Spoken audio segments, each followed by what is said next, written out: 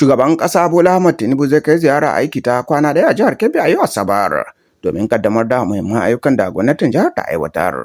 Hakan na kunshe ne a cikin wata sanarwar da mai baiwa shugaban ƙasa shawara na musamman kan yada labarai da dabaru Bayo Onanuga ya fitar a ranar Juma'a. Sanarwar ta ce yayin ziyarar shugaba Tinubu zai kaddamar da ayyukan da gwamnatin jihar Kebbi karkashin jagorancin Dr. Nasir Idris ta aiwatar a sassa daban-daban na jihar.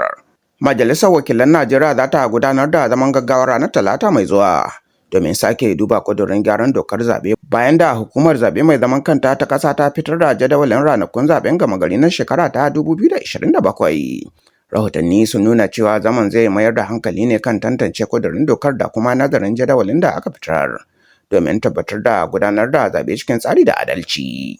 A wani bangare kuma tsohon mataimakin shugaban ƙasa Atiku Abubakar ya bayyana cewa bai dace a shirya babban zaben shekara ta 2027 a cikin watan Ramadan ba.